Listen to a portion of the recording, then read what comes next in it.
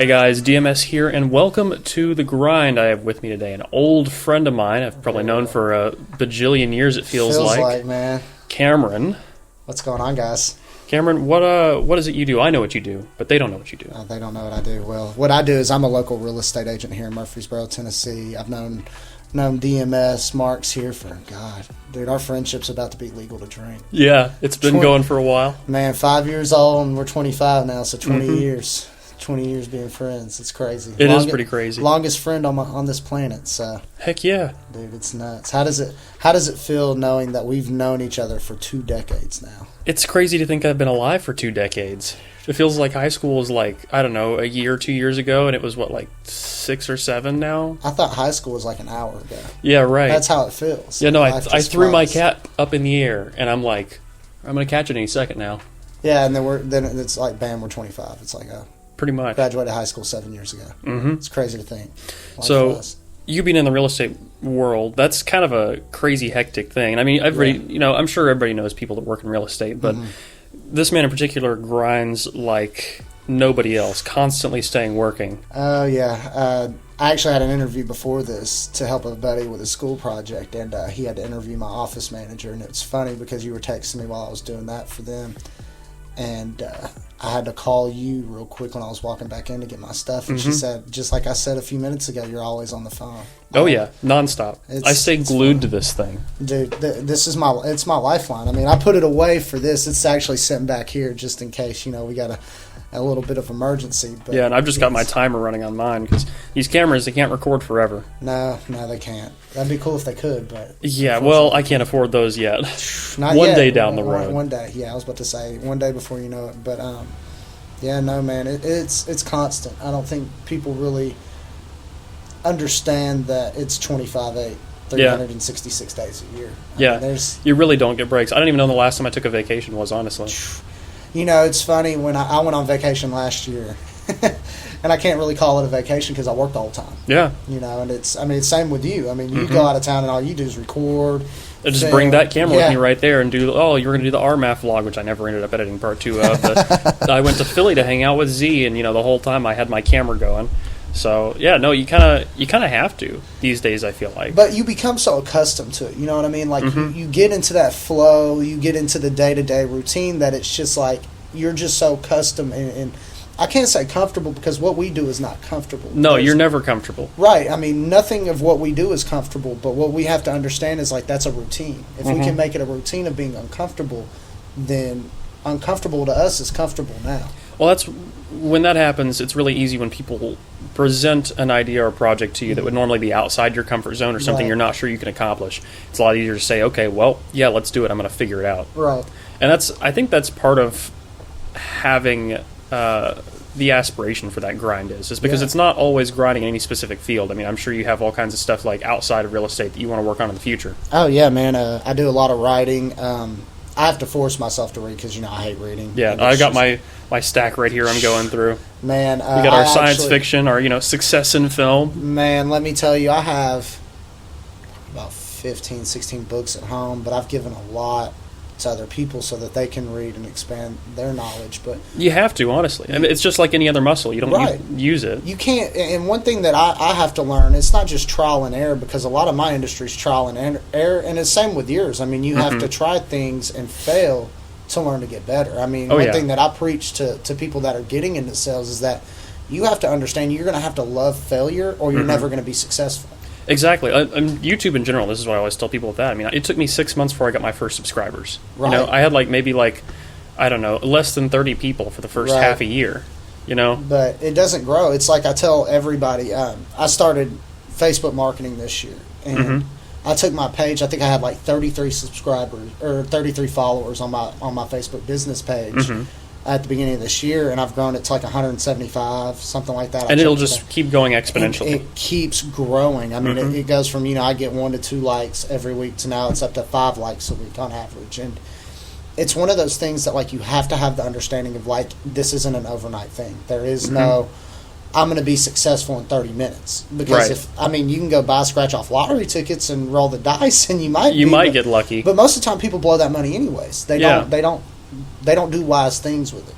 Exactly. It's an insane grind. I used this example in the last episode I had with Ship and Cozy on here. That was a pretty good episode. That YouTuber, Peter McKinnon, that big vlogger, his first 6 months of YouTube hit 1 million subscribers, but people don't realize that he spent 29 years before that trying to figure out what he wanted to do and grinding and trying all kinds of different things before one day he just did something and it worked. Trial and error. Yep. It's that trial and error, and that going back to what I said before, it's you have got to love failure and you have got to learn to love adversity. Because if you don't love either of those things, if you can't fall in love with trials and tribulations and going through adverse things in your life, then be normal. Oh, yeah. And I mean, there's nothing, and just for the record for everybody, there's nothing wrong with being normal. A lot of people live normal lives, but for people like me and you, there's a piece to it. Right, there is. There's a piece to living a comfortable, normal life. Nothing wrong with it, but in the grand scheme of things, we look at life a lot differently as well. Well, everyone has their own, piece of the puzzle they want. Correct. I just happen to want one that takes a stupid amount of work. Yeah. Oh, yeah. I like challenges. That's what I told everybody today. It's like, I like doing things that people say you can't do. Exactly. And it's when you tell me I can't do something, more than likely I'm probably going to do it now, unless it's life-threatening. Oh, yeah. Well, that's part of what made YouTube appealing at all to begin with, is it was such a far-fetched dream. I mean, now, it's still a long ways away. I'm not a huge channel by any stretch of the imagination, but it's moving in that direction. Exactly. It's a step-by-step thing. That's why I tell everybody, it's stepping stones. Whether it's, man, I only got 1 new subscriber today. I mean, that's a step forward. That's a new subscriber that could turn to 2, that could turn to 3. Correct. And you stop measuring eventually by how many a week to how many a day, and then it just goes on from there. I mean, it's one of those things what people got to understand about whatever you're building, whether it's a business, whether it's a YouTube channel, whether it's, your dreams, your future, whatever it may be, is it's not I'm going to do this in a week, and if I don't see any results, I quit. Right. And that's what a lot of people do. Oh, it's the majority of people. I can't even tell you how many people I know that I've been like, they say, oh, I wish I could do YouTube, and I'm like, start a channel, start doing it. And they'll do it for, a couple of videos, and then they'll stop entirely. And it always killed me. Oh, yeah. Like, why did you stop? They're like, well, I don't know, I was getting demotivated. It's like, that happens. Yeah. When you make videos for half a year and don't get any subscribers, you're going to be demotivated, but you got to keep pushing through that. Oh, yeah. And I see new agents come in all the time. They tell me, well, I got to make all this money, and I'm going to give myself 6 months. In your industry, in my industry, you know just as well as I do, it doesn't happen in 6 months. It doesn't happen in a year. It doesn't happen in 2 years. You got to have a 5-year plan. Yeah. You want to build something, you got to have a 5-year plan. And after 5 years, if you're not getting anywhere, then find something else. But right. Or if it's not growing after a couple of years, then okay, it's time to reevaluate and switch some things up. But one thing that I have to become comfortable with is the change, and something that you understand as well is like it's constantly changing. Oh yeah, this was a headphone channel for a long time. It started out as a vlog channel, then turned into a headphone channel, and then we started doing the podcast with audio reviewers. Right. And now we're doing this. It's a constant state of change. Yeah, if you're not willing to embrace the change and just roll with it, what's the point of even starting? Yeah, you either evolve or you stagnate. Yeah. And I see a lot of people in my industry stagnate, dude. There's so many people that I work around. I don't work with, I work around them. Because, they're doing 1, maybe 2 deals a year. And it's, you do 1 deal a year in real estate, you just pay for everything. Yeah. You do 2 years, okay, cool, you made $5,000, $6,000 that you're going to have to pay, $1,000 worth of taxes on. But the ones doing, 10, 15, 20, 30 deals plus a year, those are the ones that I surround myself by. And you surround yourself with people that, you want to be around people that have 100,000 plus subscribers. Right. You know what I mean? Because you want to be around the people where you want to be at. Yeah, surround yourself with ambition. Correct. And it's like being in like a river and you want to go with the flow of that. If you're having to go against the flow of a bunch of people around you, you have no aspiration at all. It's going to be twice as hard. Yeah. Oh, yeah. And it's something that it's going back to what I'm saying. It takes a lot of time. It takes a lot of persistency in it. And whenever you do feel demotivated or you're not motivated for that day, maybe that's your mind's way of saying, okay, I need to take a day off, collect myself, kind of change some things up if they need to be changed. But it's really, okay, you need to focus on yourself that day to get your motivation back. Don't try to do something that you're passionate about if you're not motivated about that day, because you're not going to give it your all. And sometimes you have to force a little bit of motivation, because sometimes things have to be done for deadlines. But other days, I mean, you have to take time to maintain yourself, like a vehicle or anything. I mean, like that's what I said, like reading. You have to exercise that muscle. You got to, man. And it's like going back to writing. I'm trying to write a book, and I want to finish it before I'm 30. Because And everybody's got like, 5 years. You got a timeline. And it's like, here's the timeline. The timeline is like, I'm so busy trying to do so many things to fit writing into my schedule on a day-to-day basis. I might get to write for 5 minutes a day, and whether that's on Microsoft Word writing in my book, but a lot of times I just journal. I journal my thoughts. I journal, here's my daily goals. This is what I need to get done today. Here's what I'm struggling with. Here's what I need to fix. But if I can finish this book by 30, that would be great. And it's Selling Under 30. It's the name of the book. It put a lot of people to sleep if you're not in the sales industry. But I got asked this question earlier. It's like, do you think that you're in an older generation industry? And my answer to that question was yes. Because I take that back. I'm the second youngest person in my office. There's somebody who's 20 in my office. Right. Nuts. Well, you bring something fresh to the table, though, too, I imagine, because we live in the age now that's surrounded by social media and all kinds of other things. Well, here's it's a different perspective. You get the perspective from the 65 plus group. You get the perspective from the 30 to 50 age group, and then you get the perspective of, okay, we have somebody where a new age of buyer and seller is coming into the market, the millennial. Right? And you got to have the perspective of that because we're wired differently. Yeah. Just being honest. And that being said, too, it's an entirely different world now. A lot of people can't even afford to buy a house, and you have to find ways to make that possible for them. So, all this aside, and all the lifestyle and everything that comes with the work we do aside, why else do you do this? Man, to help people. I mean, my passion, I just said this to one of my clients because she just thanked me for everything that I've done, is that's who I was texting when we first started. But I tell her, my purpose, my life here, and I'm getting the cold chills just thinking about this, my purpose on this planet is to help other people and to change this world, make this world a better place. Okay. That's why I do what I do. It's not to... can I make a lot of money? Yeah. Oh, yeah. Do I? Yeah, I don't do too bad for 25-year-old. Right. I have to pay in on taxes if that says anything.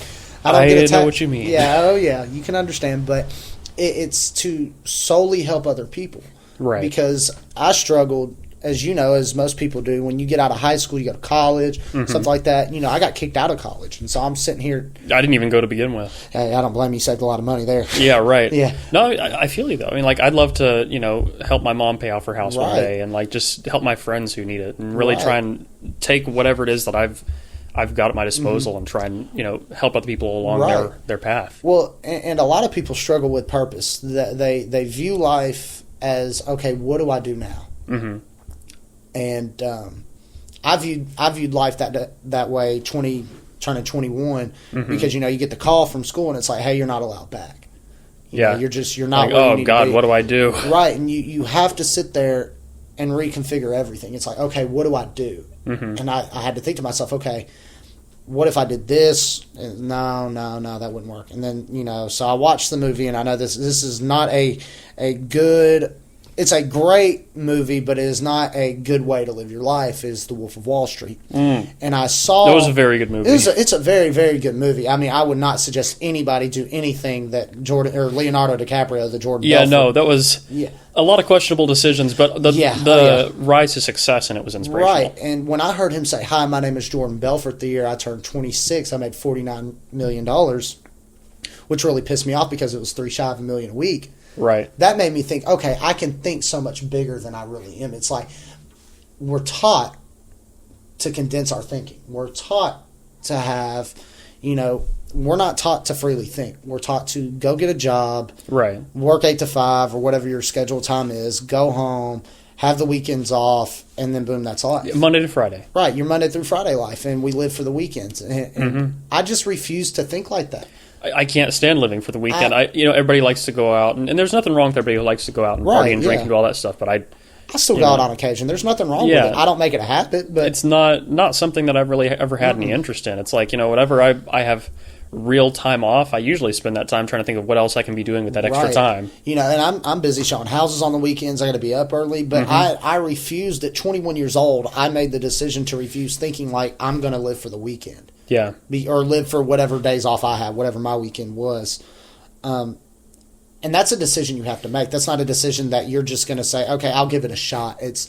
No, when you make that decision, it's got to be definite. It depends where you get your satisfaction from, too. Because you think, a lot of people get satisfaction from going out and having a great time on the weekend. I get a lot of satisfaction from grabbing the next step on the ladder. You know what I told my mom yesterday, for speaking of satisfaction, I told her yesterday, I was on the phone with her, I said, Mom, there's nothing more satisfying than getting paid and knowing that you worked really, really hard to earn that paycheck. Earning it really, really goes a long way. And it's one of those things, like when you know you are working, and it's not you're just Monday through Friday, 8 to 5, you get paid, every Friday, or you get paid every 2 weeks. I wake up, and the moment I open my eyes, I'm going. Right. Well, and that's it too. The people that are working 8 to 5 or 9 to 5 or wherever it is, doing something that you're proud of. Yeah, like if you can sit in an office and have a job that you are proud of, or work in a kitchen and love what you cook and be proud of it and really be satisfied with the work you're doing, then you already have what we're working towards. We're just working towards it in a different way. Right. Yeah, I'm working towards, by the time I'm 45, I don't have to rely on selling a house to pay my bills. I have my assets that I can work on to end up paying that. It's one of those things that, and I get this a lot, is like people say, what's your definition of financial freedom? And it's different for everybody. Jim Rohn says that financial freedom is defined by, hey, you can live off your assets. Right. Any residual income that you have. My definition of financial freedom is being able to live off that and to provide for, close friends and family as well that need help whenever they need it. Because let's face it, life happens, and this is and I hate that we're here in life. This is the worst thing ever, but it's the worst and the best. It is. It's the worst and the best. We live in such a capitalistic society, but the worst thing about it is there's such a focus on the dollar bill. I hate money. I'll be the first one to tell you. I think money's the worst thing ever created. It's a tool. It is. It's an unnecessary evil. Yeah. At the end of the day, or it's a necessary evil. Let me rephrase that, because it's not unnecessary; it's necessary. But it's a powerful tool to use when you have it at your disposal. It can change so much, because a lot of our stresses in life come from money, right? Oh yeah. No, I would say 80 to 85% of the stress that you have in your life could be fixed with money.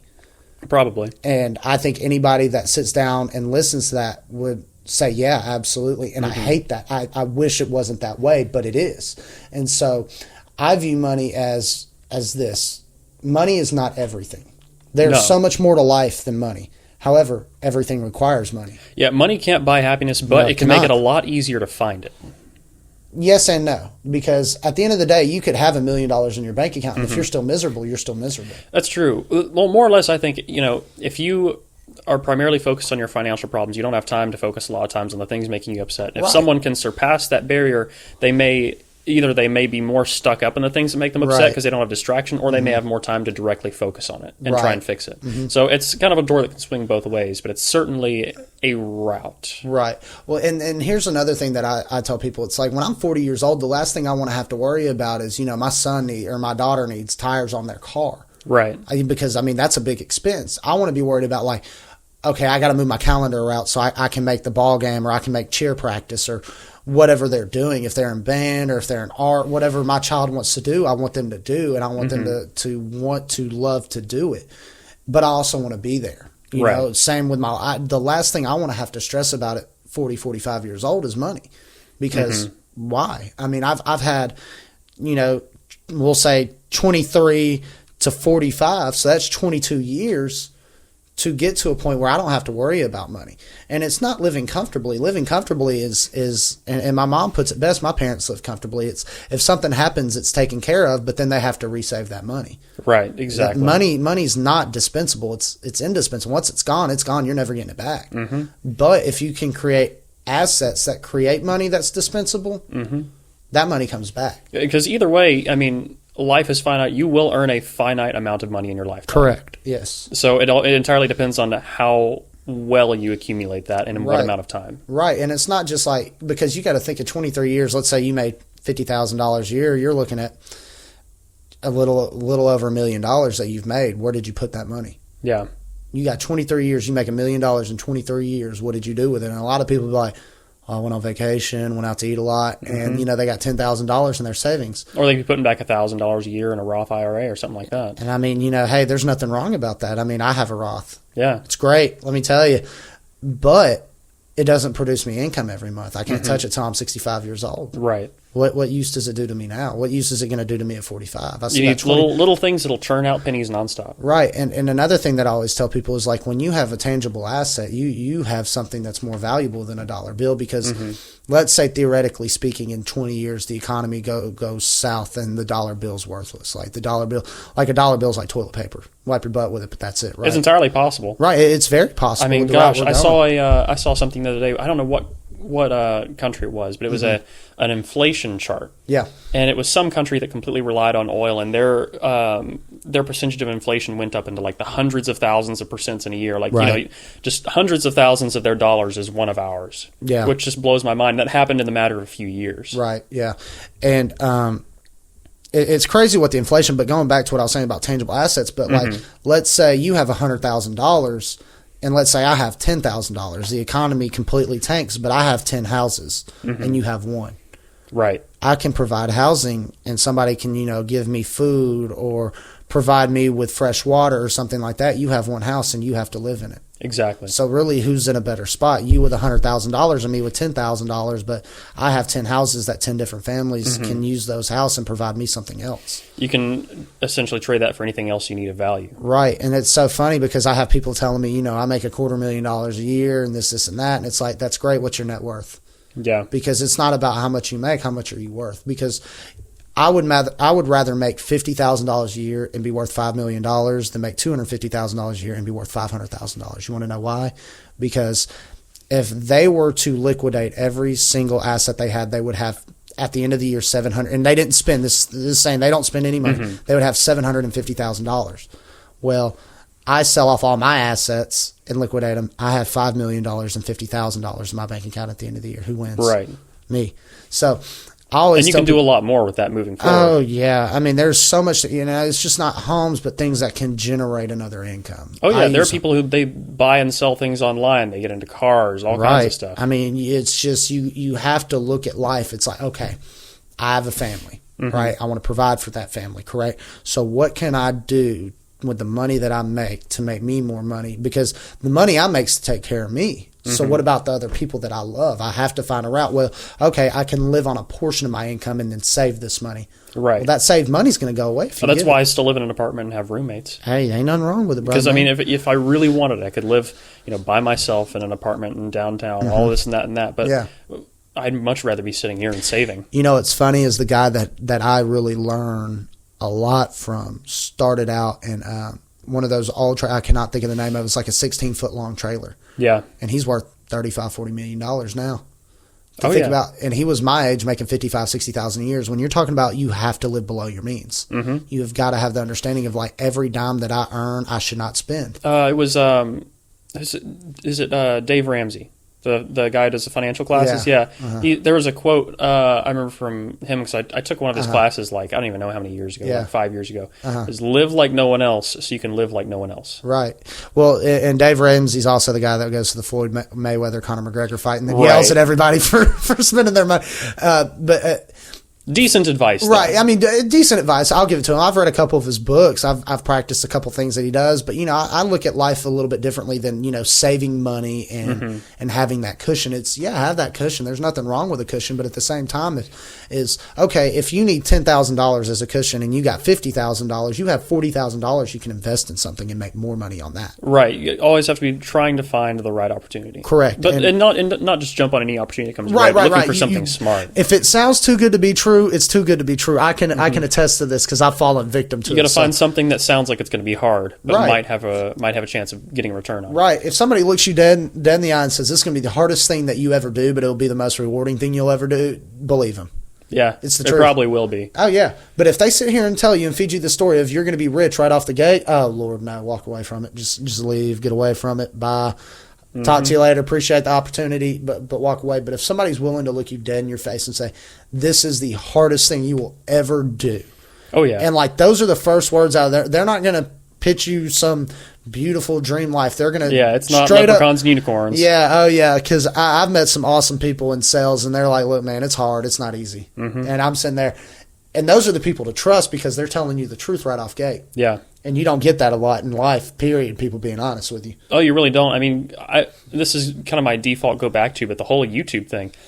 I mean, golly, the first few years of this channel, I can't even tell you how much money I had to sink into just buying stuff to review and camera gear and all that stuff. And that's, I mean, it'll take a while before all that is generated a return on. I know it will eventually, but that's, I mean, building up to that. Yeah, just anything you have to do. I mean, working in film too. Yeah. Just jumping head first in and trying to be like, okay, now you're part of a crew and you have to make this happen, and you have a week to do something that might take a team a month. You got to jump in. It's head first. If you're not head first, then, and a lot of people be like, so what's your alternative if this doesn't work out? And you sit there and stare at them blank like, I don't think about that. Because if you think about that, you're not thinking about what you're currently doing. See, I get stressed out now if I don't have like 2 backup plans. Oh, Lord. I'm like, I got like, this backup and this backup. But what if those 2 fail? I have to work on this thing, and it's like, okay, well, I've dedicated this much of the week to my main stuff, and so I got to dedicate 2 days of the week to this backup plan to make sure that's still working. Right. Yeah. See, it's like I go in high school, I graduated from Siegel, and teach the marketing, the sales portion of it,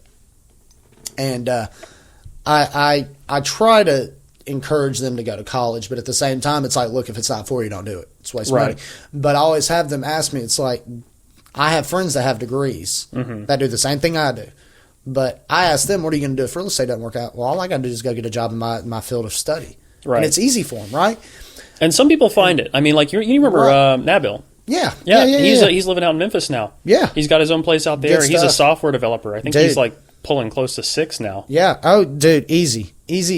Software developers make great money, but it's if you were to ask me what my plan B is, I have no idea what to tell you. Maybe go wait tables or go work in a warehouse somewhere. I don't know, because if this doesn't work out, I don't have a marketing degree. I don't have a finance degree. I don't have an accounting degree. I don't even have a business degree. But well, if I have to, if everything in the world fails, if I have to, I will go back and work in a restaurant and try and find ways to reinvest the money I make from that. Because I know it's entirely possible. Oh, yeah. I mean, anything is possible, dude. I mean, look at Tiger Woods. I mean, the man went through a divorce that cost him $450 million, got a DUI, got put all over the news saying he wasn't going to do anything again. He just won the Masters this last weekend. Yeah. It's when people tell you can't do something or something's not possible is when it becomes possible. That's exactly when you should do it. Your whole mind, your whole dedication is now proving who told you you couldn't do it wrong. You want to prove them wrong. And that a lot of what I do is not, I love helping people. That's my whole purpose on this planet, is to help others. But man, I've had a lot of people tell me, hey, you can't do it. You didn't go to college. You're not educated. Yeah. Or, hey, look, it'd just be easier if you just got a job working 9 to 5, 40 hours a week, get your benefits, go home. And it's, but I want to make $1 million a year. Right. I can't do that with a college degree, because that's going to limit me. I could go get, a really good degree. I could become a doctor and make $500,000 a year. Oh. And so we've gone over time now. See, this is what happens when me and Marks get together. We just start talking and we can't stop. We don't pay attention to anything else. Nothing else timer matters. means that the camera has about 60 seconds left on it. So sweet. That was great. Yes. This has all been great. We're going to have to wrap it up here. Guys, if you want to see Cameron on here again, leave a comment down below and let me know. Aside from that, I hope you liked this episode. If you did, please leave a like down below. And also, I want to give a big thank you to Monoprice for sending us these microphones to use for these episodes. Thank you. Hey, thank you, everybody, for taking the time to watch this video today. I hope all of you have an awesome week. Peace. See ya.